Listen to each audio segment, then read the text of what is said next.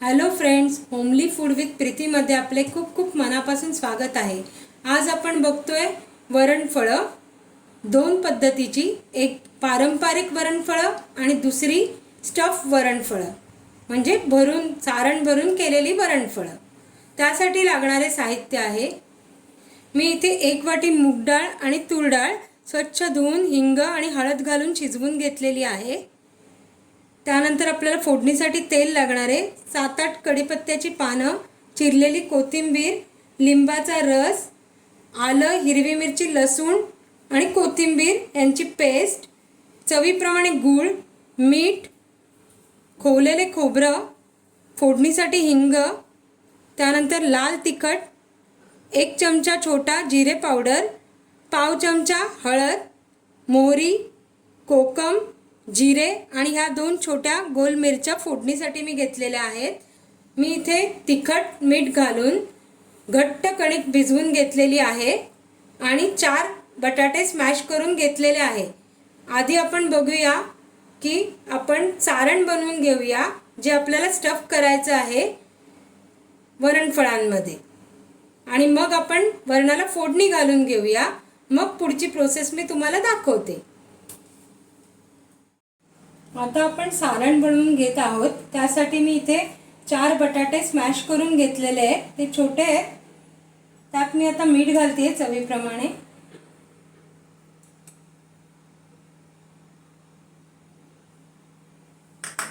ओलं खोबरं घालते,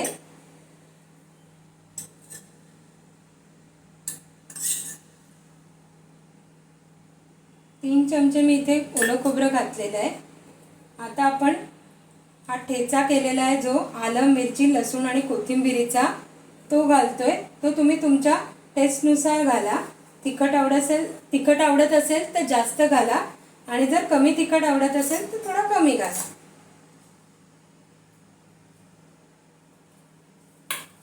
इथे मी अर्ध्या लिंबाचा रस घेतलाय, तोही आपण याच्यात घालतोय। त्याने ह्याची चव फार सुरेख लागते।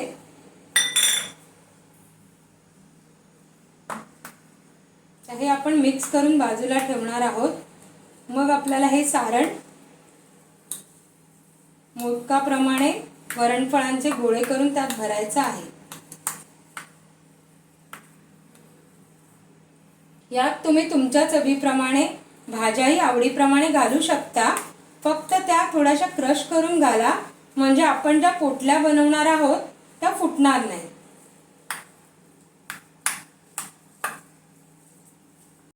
हे सारण मी आता बनवून घेतलंय, त्यात थोडीशी कोथिंबीरही मी घातलेली आहे। आणि आता हे आपण बाजूला ठेवूया आणि वरणाला फोडणी घालून घेऊया। वरणफळं करताना नेहमी जाड बुडाचे पातेले घ्यावे, म्हणजे खालून वरणही करपणार नाही आणि तुमचे डाळीत आपण जे पोळ्यांचे फळं घालतो तीही करपणार नाही। मी इथे 2 चमचे तेल घातलेलं आहे। ते तापल्यावरती आपण आता मोहरी टाकणार आहोत। मोहरी तडतडली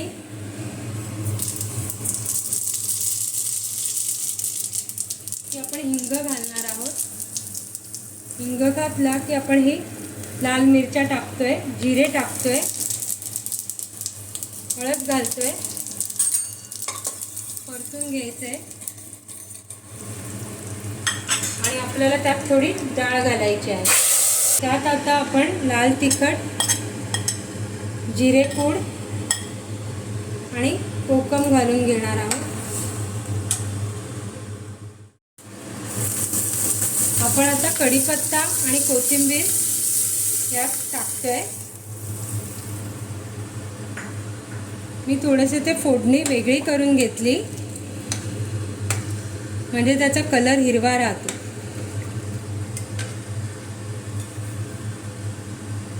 आता आपण त्यात गुळाचा खडा तुम्ही तुमच्या चवीप्रमाणे घालू शकताय आणि मीठ घालणार आहोत। बारीक गॅसवर हे उकळेपर्यंत आपण त्यासाठी लागणाऱ्या पोळ्या लाटून घेणार आहोत।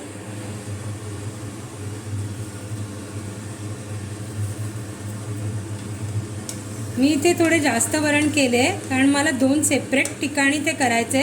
हेच वरण मी दुसऱ्या भांड्यात काढून घेणार अर्ध, आणि त्यात मी नवीन पद्धतीचे डाळफळं तुम्हाला करून दाखवणार आहे, जे आपण स्टफ पद्धतीने करतो। आता आपण एक जाड गोळा घेऊन त्याची पोळी लाटतोय।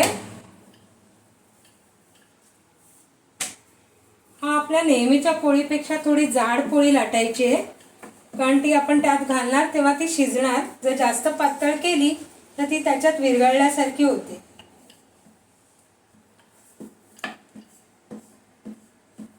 आता आपण कातणीने याचे शंकरपाळ्याचा शेप कापून घेणार आहोत।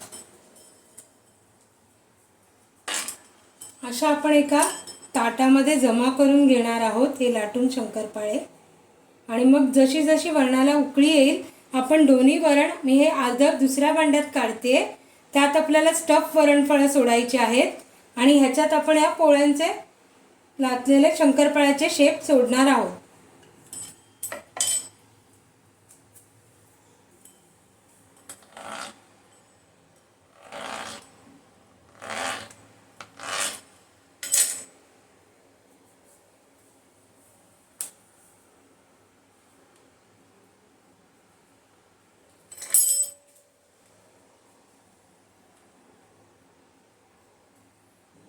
आता आपण स्टफवाले कसे करायचे हे बघूया। मी गोळ्याला थोडंसं तेल लावून घेतलंय आणि ह्याचा मोदका एवढा आकाराचा पारी करून घ्यायची आपल्याला, पुरीच्या शेप एवढं। मग त्यात आपण एक सारण घ्यायचे 1 ते 1.5 चमचा,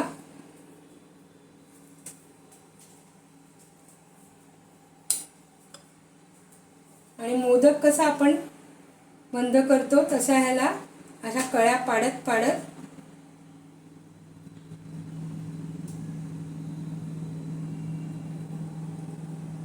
याचा पोटली शेप देऊन आपल्याला हे बंद करायचं आहे। याचं सीलिंग एकदम प्रॉपर करून घ्या, म्हणजे ते फुटून बाहेर येणार नाही। याप्रमाणे मी बाकीचेही मोदक तयार करून घेते।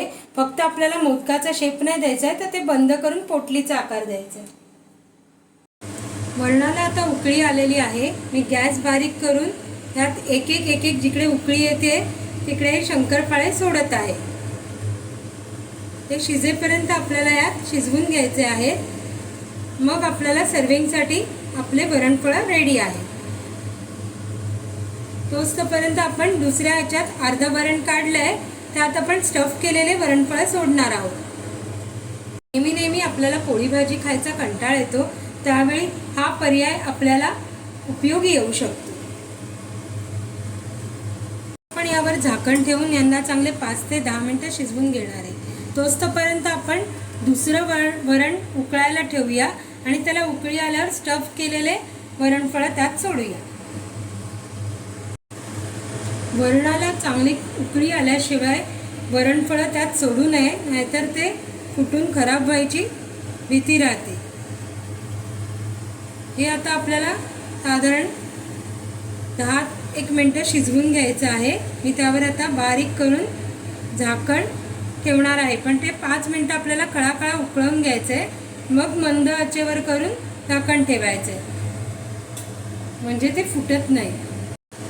यांना फार आपल्याला ढवळत बसायचं नाहीये, नाहीतर चमच्याच्या टोकाने ते फुटू शकतात। साधारण ते असे वरती तरंगायला लागले की आपण त्याला झाकण ठेवून 5 ते 10 मिनिटं चांगले शिजवून घेणार आहोत। आता तुम्ही बघू शकाल की ते वरती येऊन तरंगायला लागलेत, म्हणजे ते आता खाली चिकटणार नाही। आता मी गॅस थोडासा बारीक करते आणि झाकण ठेवून त्याला 5 ते 6-7 मिनिटं शिजवून घेते। हे आपले पारंपरिक पद्धतीची वरणफळं तयार आहेत आणि ती तुपासोबत एकदमच छान लागतात। नक्कीच तुम्ही ट्राय करून बघा आणि मला सांगा कसे झाले होते ते। ही आपली सारण भरून केलेली वरणफळं रेडी आहेत।